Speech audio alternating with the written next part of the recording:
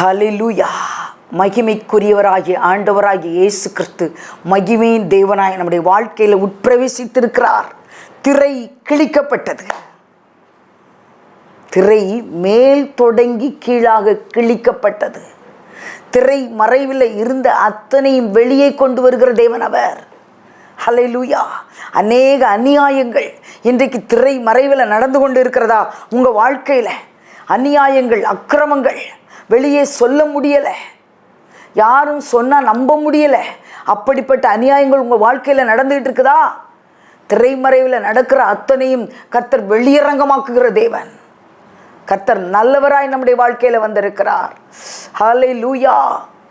கர்த்தரை நாம் சேவிக்கிற ஜனமாய், அவரை பூஜிக்கிற ஜனமாய், அவரை ஆராதிக்கிற ஜனமாய், அவரோடு கூட நாம் இணைக்கப்பட்டவர்களாய் வந்திருக்கிறோம். இணைக்கப்பட்ட நாம் தானே தேவனுடைய பிள்ளைகள் என்ற முத்திரையை பெற்றிருக்கிறோம். அவர் சொன்னார், இவர்கள் என் ஜனங்கள், என் ஜனங்கள் ஒருபோதும் வெட்கப்பட்டு போவது இல்லை. இவன் ஏன் ஜனம், ஏன் இனம், அதனால இவன் வெட்கப்பட்டு போக விடமாட்டேன். அல்லேலூயா. கர்த்தரை தெய்வமாக கொண்டோர் இதுவரையில் வெட்கப்பட்டதில்லை. அவரையே ஆதரவாய் கொண்டோர் நடுவழியில் நின்று போவதில்லை. வேண்டும் போதெல்லாம் என் பதிலானாரே, கேட்கும் போதெல்லாம் என் துணையானாரே. அதாவது நம்ம வெட்கப்பட்டு போகணுன்னு அவசியமே இல்லை. எப்போ அவர்கிட்ட பேசினாலும் நம்ம பேசலாம். எப்போ பேசினாலும் கேட்கறதுக்கு ஒருத்தர் இருக்கிறார். அவர்தான் நம்முடைய ஆண்டவராகிய இயேசு கிறிஸ்து. நீங்கள் எப்போ பேசினாலும் கேட்பார். சிலர் பாருங்கள், எப்போ தொணன்னு பிள்ளைகள் இப்போது சின்ன பிள்ளைகள்கிட்ட ஒரு கம்ப்ளைண்ட் வந்தது. அன்னைக்கு எங்கள் வீட்டில் குட்டி பிள்ளைகள் இருக்காங்க. அப்போ அவங்க கிளாஸில் ரொம்ப பேசுகிறாங்கன்னு சொல்லிட்டு, பேசக்கூடாது, பேசுகிற வேண்டிய நேரத்தில் மாத்திரம்தான் பேசணும். அப்போ அந்த கிளாஸ் நடத்துகிற டீச்சர்ஸ்க்கு எப்படி வருது? ரொம்ப பேசினா அவங்க வீட்டுக்கு சொல்லி அனுப்பிடுறாங்க, ரொம்ப இவங்க பேசுகிறாங்க, கொஞ்சம் பேச விடாத வைங்க அப்படின்னு சொல்லி. ஆனால் நம்ம ஆண்டவர்கிட்ட நீங்கள் தொணன்னு பேசினாலும் கேட்பார், நீங்கள் எப்படி பேசினாலும் அவர் கேட்பாருங்க. அவர் காது திறந்தே இருக்குது. நம்ம எப்போ பேச மாட்டோம்னு பார்த்துக்கிட்டு இருக்கிற தேவன். நிறைய பேருக்கு நம்ம பேசுகிறது என்ன செய்யுது? எரிச்சலை கொடுக்குது. என்ன சும்மா சும்மா பேசிகிட்டு இருக்காங்க, என்ன சும்மா சும்மா. ஆண்டவர் பாருங்க, எப்பொழுதும் நாம் அவரை சேவிக்கிற ஜனங்களாய், அவரை பூஜிக்கிற ஜனங்களாய் இருக்கிறதுனால நமக்கு அவர்கிட்ட பேசுகிறது இன்பமாக இருக்குது. அவர் நம்மகிட்ட பேசுகிறது மாத்திரம் இல்லை, நாம் அவர்கிட்ட பேசுகிறது, ரெண்டும் மாறி மாறி மாறி மாறி நடக்கிறது. எத்தனை சந்தோஷம், எத்தனை சந்தோஷம். ஹல்லேலூயா. ஒரபஹதலபா. நன்றி ஆண்டவரே, நன்றியோடு உம்மை ஸ்தோத்திரிக்கிறோம், நன்றியோடு உம்மை ஸ்தோத்திரிக்கிறோம் அப்பா. ஹல்லேலூயா. தேவன் எங்கள் பட்சத்தில் இருக்கிறார். கர்த்தர் எங்கள் பட்சத்தில் இருக்கிறார். இதை பார்த்து கொண்டு இருக்கிற ஒவ்வொரு பட்சத்திலும் கர்த்தர் இருக்கிறார். உங்கள் பட்சத்தில் தேவன் இருக்கிறார். உங்களுக்கு விரோதமான பகைகள் 3 இருந்தாலும், உங்களுக்கு விரோதமாக யார் யார் பில்லி சூனியம் மாந்திரிகம் வச்சிருந்தாலும் கர்த்தர் உங்கள் பட்சத்தில் இருக்கிறார். இஸ்ரவேலுக்கு விரோதமான மந்திரவாதமும் இல்லை, பில்லி சூனியமும் இல்லை. எந்த குறி கேட்கிற ஆவியும் உங்களுக்கு விரோதமாய் கிரியை செய்ய முடியாது. எல்லா பில்லி சூனியத்தின் கிரியைகளை வேரோடு கர்த்தர் அறுப்புண்டு போக செய்வாராக. மந்திர தந்திர பில்லி சூனியத்தின் கிரியைகள் வேர் அறுப்புண்டு போவதாக. மனவேதனையோடு பார்த்து கொண்டிருக்கிற பிள்ளைகள், வேதனை நீங்கி சுகமாயிரு என்ற வார்த்தையை அனுப்புகிறேன். அந்த வார்த்தை இவர்களுக்குள்ள கிரியை செய்யட்டே இயேசுவின் நாமத்தினால. உன் வேதனை நீங்கி சுகமாயிரு. எந்த காரியத்தில் நீ வேதனையா இருக்கிறாய், அந்த காரியத்தின் வேதனை இப்பொழுது உன்னை விட்டு நீங்குகிறது, உன்னை விட்டு விலகுகிறது. ஏன்னா கர்த்தரை விட்டு விலகுகிற மனுஷன் தான் சபிக்கப்பட்டவன். கர்த்தரை நம்பி இருக்கிற மனுஷன் பாக்கியவான், அவன் பாக்கியவான் என்று கர்த்தர் சொல்லுகிறார். கர்த்தருடைய பாக்கியத்தை பெற்ற ஜனங்களாய் நம்ம வந்து அமர்ந்திருக்கிறோம். தேவன் வந்திருக்கிற ஒவ்வொருவரோடும் கூட பேசி கொண்டு இருக்கிறார். ஹல்லேலூயா, ஹல்லேலூயா. உம்மை உறுதியாய் பற்றி கொண்ட மனதை உடையவன், மனதுதான் அவரை உறுதியாய் பிடித்து கொள்ளணும். வெளியரங்கமான நடவடிக்கைகள் இல்லை. உங்கள் மனது அவரை உறுதியாய் பற்றி கொள்ளும் பொழுது ஹல்லேலூயா. உறுதியாய் பற்றி கொண்ட மனதை உடையவன் அவரையே அவரை மாத்திரமே நம்பி இருக்கிறபடினால் ஒரு பூரண சமாதானத்தோடு கூட காத்து கொள்ளுகிற தேவன், பூரண சமாதானத்தோடு கூட காத்து கொள்ளுகிற தேவனாய் அவர் வந்திருக்கிறார். ஹல்லேலூயா. நன்றி ஆண்டவரே. நம்பிக்கையோடு காத்திரு என்ற வார்த்தையை கர்த்தர் கொடுக்கிறார். காத்திருக்கிறோம், ஆனால் மனதுக்குள்ள அப்பப்போ சந்தேகம் எழும்புகிறது. சந்தேகம் வேண்டாம், சந்தேகமே வேண்டாம். சந்தேகம் இல்லாமல் நம்பிக்கையோடு கர்த்தர் காத்திருக்கிற சொல்ல கொஞ்ச நாட்களுக்குள் நல்ல முடிவை கர்த்தர் உங்கள் காரியத்தில் கொடுக்க போகிறார். உங்கள் இடத்திற்கு அடுத்த காரியத்தில் கர்த்தர் ஒரு நல்ல முடிவை கொடுக்க போகிறார். கொஞ்ச காலம்தான், கொஞ்ச காலத்தில் முடிய போகிறது. ஹல்லேலூயா. கர்த்தர் நல்லவர். அவர் வெளிப்படுகிற நேரம், அவர் வெளிப்படுகிற நேரம் இது. அவர் வெளிப்படுகிறார். ஹல்லேலூயா. ஸ்தோத்திரம் ஆண்டவரே, உமக்கு ஸ்தோத்திரம். ஆண்டவரே, இந்த வார்த்தையை பார்க்கும்படி அமர்ந்திருக்கிற ஒவ்வொரு பிள்ளைகளையும் கர்த்தர் ஆறுதல் படுத்துங்க, சந்தோஷப்படுத்துங்க, சமாதானத்தினால் நிரப்புங்க. தேவனுடைய வார்த்தையை ஆண்டவரே ஆர்வத்தோடும் தாகத்தோடும் கேட்கிற ஜனங்களுக்கு அப்பா ஆண்டவர் அதற்குரிய பலனை கர்த்தர் கொடுப்பீராக. ராஜா உமக்கு ஸ்தோத்திரம். பலாபலனை கர்த்தர் அருளி செய்வீராக. ஆண்டவரே, உமக்கு நன்றி. கிருபைக்குள்ளாய் தாழ்த்தி அர்ப்பணித்து ஒப்பு கொடுக்கிறேன் ஆண்டவரே. ஹல்லேலூயா. உமக்கு ஸ்தோத்திரம் அப்பா. இந்த நாளில் கொடுத்த வார்த்தைகளை நாங்கள் தியானிக்கும் பொழுது கர்த்தர் அந்த வார்த்தை எங்களுக்கு ஆசீர்வதித்து கொடுங்க. அது எங்களுக்கு புஷ்டியும் பசுமையுமாய் இருக்கட்டும். அது எங்களுடைய ஆவி ஆத்துமா சரீரத்தை பலப்படுத்தட்டும். பலன் உண்டாக பண்ணுகிற தேவன் இயேசு கிறிஸ்துவின் நாமத்தில் பிதாவே, ஆமென். ஹல்லேலூயா. பல நேரத்தில் நமக்கு கர்த்தர் தீர்க்க தரிசன வார்த்தைகளை கொடுக்கிறார். ஏனோ தானோன்னு கேட்டானா ஏனோ தானாவாக போயிடும். ஆனால் அது நமக்கு கொடுக்கப்பட்ட வார்த்தை, தேவனால் உரைக்கப்பட்ட வார்த்தை, கர்த்தர் கொடுத்த வார்த்தை. நம்ம நம்பி விசுவாசிச்சோன்னா அந்த வார்த்தைகள் கட்டாயம் செயல்பெறும். அதை செயலடைய பண்ணுகிற தேவன். ஏன்னா எசேக்கியேல் 37 அதிகாரம் ஒரு பிரதானமான ஒரு அதிகாரம். அதை ஒரு நாள் நம்ம தனியாக பார்க்கலாம். அதில் எசேக்கியேல் தீர்க்கதரிசியை பார்த்து சொல்லுவார், நீ வாயினால் நீ பேசுகிறது தான் தீர்க்க தரிசனம். நீ பேச உலர்ந்த எலும்புகளெல்லாம் உயிரோடு வரும். ஒருவேளை இன்றைக்கு உங்கள் காரியங்கள் உலர்ந்து போய் இருக்கலாம். இந்த காரியத்தை பார்த்து பேசுங்க. ஆண்டவரை நான் விசுவாசிக்கிறேன், ஆண்டவரை நான் நம்புகிறேன், இந்த காரியம் எனக்கு நடக்கும், என் காரியம் மாறுதலாய் முடியும்.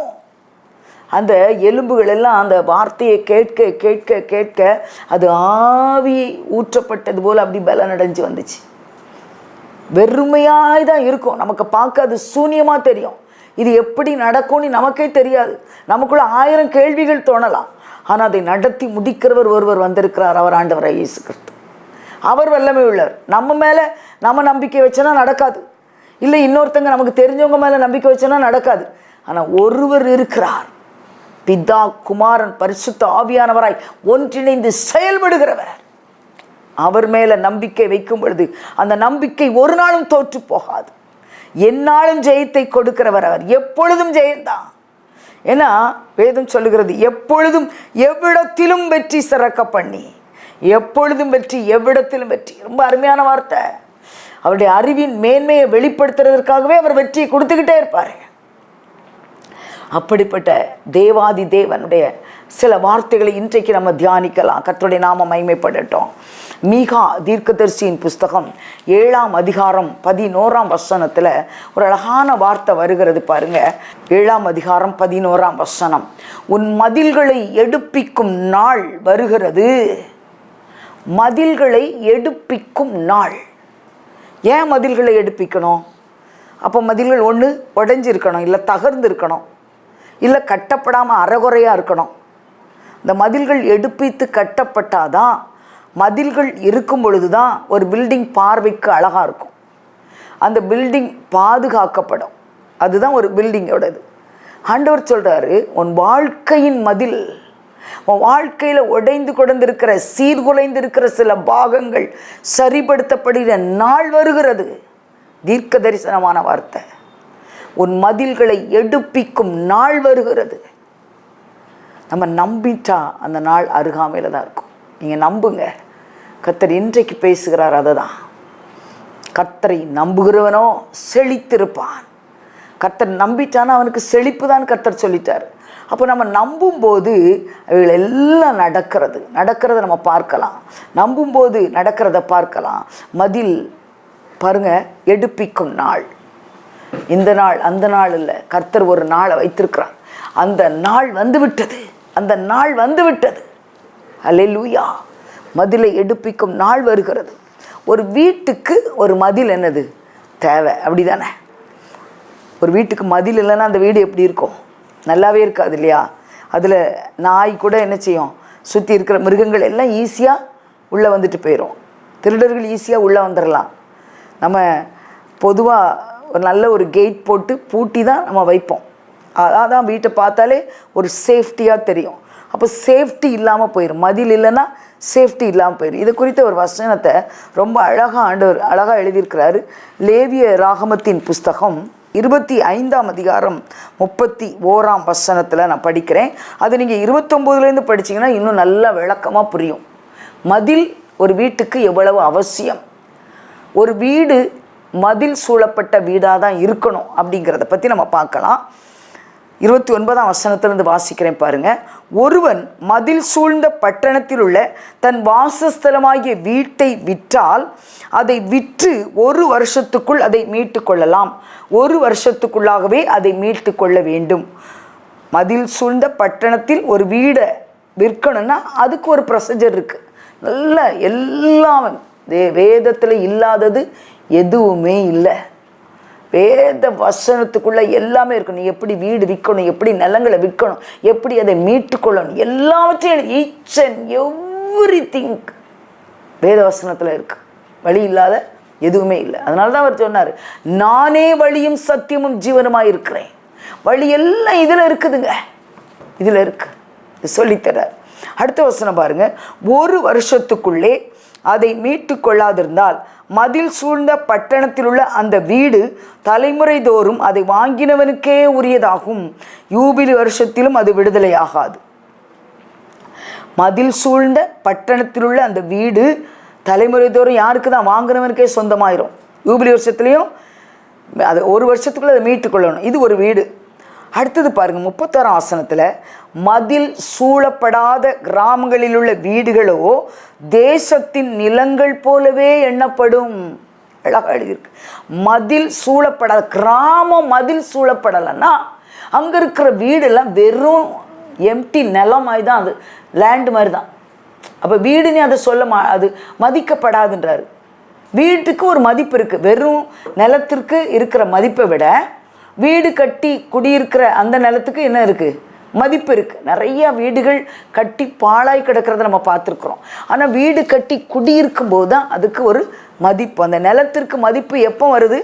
வீடு கட்டும் பொழுது வருகிறது. இல்லை தோட்டங்கள் நல்லாக அமைத்து பண்படுத்தப்பட்ட தோட்டங்கள் இருக்கும்போது அந்த நிலத்துக்கு ஒரு மதிப்பு இருக்குது.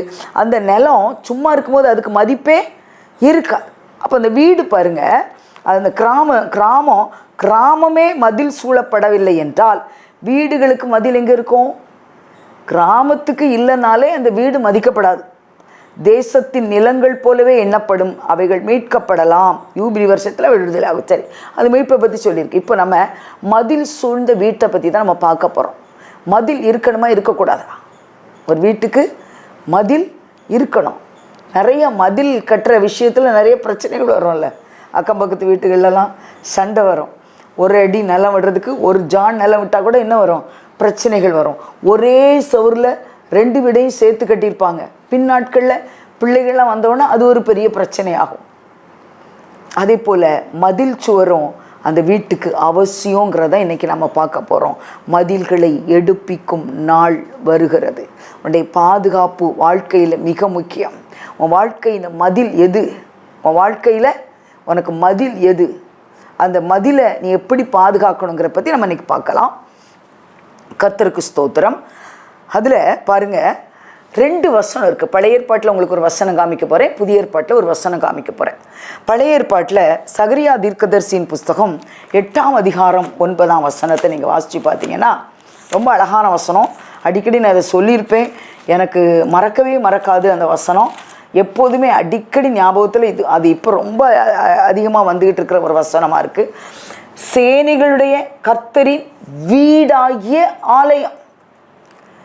நம்ம எப்போதுமே நம்மளை சரீரத்தை எப்படி தான் சொல்லுவோம்? ஆலயம், கர்த்தருடைய ஆலயம். ஆனால் இங்கே என்ன போடப்பட்டிருக்கு? கர்த்தரின் வீடு. அப்போ நம்ம சரீரம் என்னது? முதல்ல கர்த்தருடைய வீடு.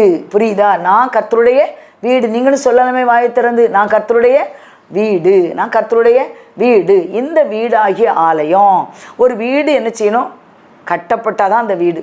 நம்ம பார்த்தோம், எம்டி லேண்டுக்கு மதிப்பு இல்லைன்னு பார்த்தோம். அந்த வீடு கட்டப்படணும்னா அதுக்கு என்ன வேணும்? அஸ்திபாரம். முதல்ல என்ன போடுவாங்க? அஸ்திபாரம் போடுவாங்க, அப்புறம் சுவர் கட்டுவாங்க, அப்புறம் வீடை கட்டிடுவாங்க. இங்கே வீடு கட்டின பிறகு போடுகிற மதில் நமக்கு பார்க்கணும். அதுக்கு முன்னாடி வீட்டை என்ன செஞ்சிடலாம், கொஞ்சம் பார்த்துடலாம். அந்த வீட்டுக்கு என்ன வேண்டியது இருக்குது? அஸ்திபாரம் போட வேண்டியது இருக்கிறது. இங்கே பாருங்கள், சேனைகளினுடைய கர்த்தரின் வீடாகிய ஆலயம் கட்டப்படும்படிக்கு அதன் அஸ்திபாரங்கள் போடப்பட்ட நாள் முதற்கொண்டிருக்கிற தீர்க்கதரிசிகளின் வாயினால் இந்த வார்த்தைகளை கேட்டு வருகிறவர்களே, உங்கள் கைகள் திடப்பட கடவது. ஆலயத்தை கட்டணும்னா கைகள் எப்படி இருக்கணும்? திடப்படணும். எஸ்ரா கட்டினாரு. அலங்கத்தை கட்டுறதுக்கு ஒருத்தர் வந்தார், நெகேமியா அலங்கத்தை கட்டும் பொழுது ஜெபத்தோடு கூட தான் வந்து கட்டினார். ரொம்ப அழகாக ஒரு வசனத்தை எழுதிப்பார், என் ஜெபம் உமது அடியானின் ஜெபமும் உமது அடியாரின் ஜெபத்தை கேட்டுறோம். அப்படின்னா என் ஜெபத்தையும் என் கூட சேர்ந்து கொஞ்சம் பேர் ஜெபிக்கிறாங்களே, இந்த ஜெபத்தையும் கர்த்தர் கேட்டுறணும்.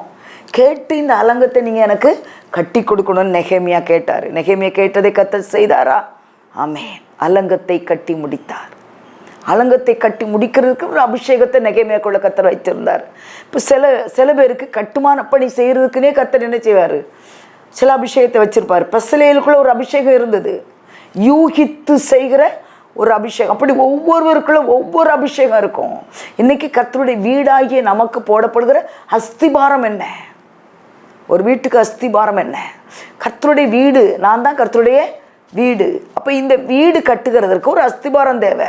அஸ்திபாரம் யாருன்னு எழுதப்பட்டிருக்கு புதிய ஏற்பாட்டில்? அந்த அஸ்திபாரம் கிறிஸ்து. அந்த அஸ்திபாரம் கிறிஸ்து என்று எழுதப்பட்டு இருக்கிறது. அப்போ இந்த வீடு கட்டப்படணும்னா கிறிஸ்து என்கிற அஸ்திவாரத்தின் மேலே தான் அது கட்டப்படணும்.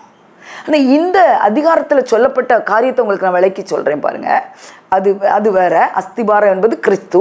ஆனால் இந்த வசனத்தில் அந்த வீடாகிய அஸ்திபாரம் ஆகிய வீடுனா நம்ம அஸ்திபாரம் எப்போ போடப்படுது? நம்முடைய தாயினுடைய கர்ப்ப பாத்திரத்தில் நம்ம இருக்கும் பொழுதே இந்த அஸ்திபாரம் நமக்கு போடப்படுது. அதுதான் சொல்கிறாரு, இந்த வீடாகிய ஆலயம் அஸ்திபாரம் போடப்பட்ட நாள். என்னுடைய தாயினுடைய கர்ப்பத்தில் நான் எப்போ பிறக்கணும்னு அஸ்திபாரம் போடப்பட்டிருக்கணும், அதுதான் அஸ்திபாரம். என் தாயினுடைய கர்ப்ப பைக்குள்ளாய் கர்த்தர் போடுகிறது அந்த அஸ்திபாரம். இந்த வீட்டுக்கு அஸ்திபாரம் அந்த நாளில் இருந்துன்னு எழுதப்பட்டிருக்கு. அப்போ தாயினுடைய கர்ப்ப பைக்குள்ள கர்த்தர் நம்ம அஸ்திபாரம் போட்டு இந்த வீட்டை அந்த 10 மாதங்களும் உருவாக்கி வெளியே கொண்டு வந்து அதை காக்கிற பொறுப்பை நம்முடைய தாய்க்கும் தகப்பனுக்கும் கொடுத்து நம்மை வளர்க்க வைத்து இது கர்த்தருடைய வீடு என்று சொல்ல வைக்கிற தேவன். ஹல்லேலூயா. நமக்கு கர்த்தர் ஒரு வீடு கட்டிக்கிட்டு இருக்காருங்க. அது நித்திய வீடு, நித்தியமான வீடு. ஹல்லேலூயா. அப்போ பாருங்க, இந்த வார்த்தை எனக்கு ரொம்ப பிடிச்சிருந்துச்சு, கர்த்தருடைய வீடாகிய ஆலயம். அப்போ நான் என்னைக்கு எங்கள் தாயினுடைய கர்ப்பத்தில் அஸ்திபாரம் போடணும், அன்னைக்கிலிருந்து எங்கள் அம்மாவுக்கு கர்த்தர் கொடுத்த வார்த்தைகள் எல்லாம் அவர் நிறைவேற்ற வல்லவர்னு என்னை பார்த்தேன். அப்போ இந்த வீடாகிய ஆலயம், நீனும் நானும் கர்த்தருடைய வீடு. இந்த வார்த்தையை நம்ம அப்படி எபிரேயர் புஸ்தகம் 3ஆம் அதிகாரத்துக்கு வாங்கலேன். எபிரேயர் 3ஆம் அதிகாரத்தில் நம்ம பார்த்தோம்னு சொன்னால், கிறிஸ்துவோ அவருடைய வீட்டிற்கு மேற்பட்டவரான குமாரனாக உண்மையுள்ளவராய் இருக்கிறார். நம்பிக்கையினாலே உண்டாகும் தைரியத்தையும் மேன்மை பாராட்டலையும் முடிவு பரிந்தும் உறுதியாய் பற்றி கொண்டிருப்போமாகில் நாமே அவருடைய வீடு.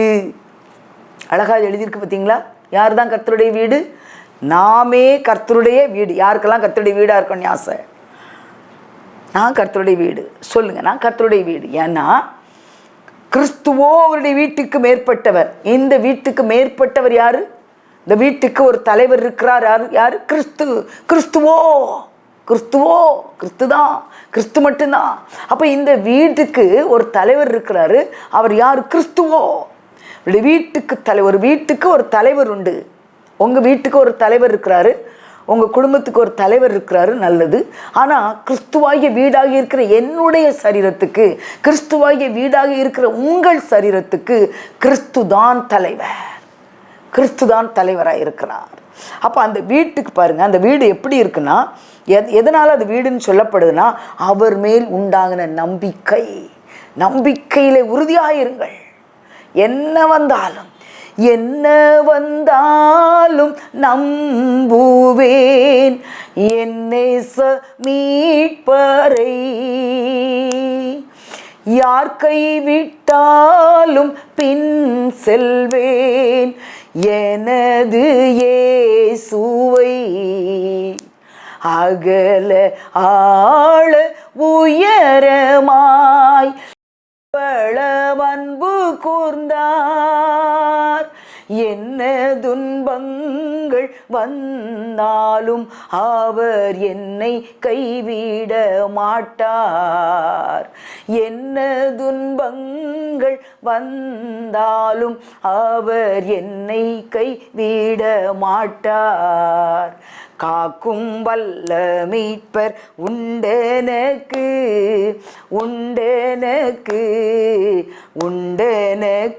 கரங்களை தட்டி கர்த்தரை பாடுவோம். காக்கும் வல்ல மீட்பர் உண்டெனக்கு காத்திடுவார் என்றுமே.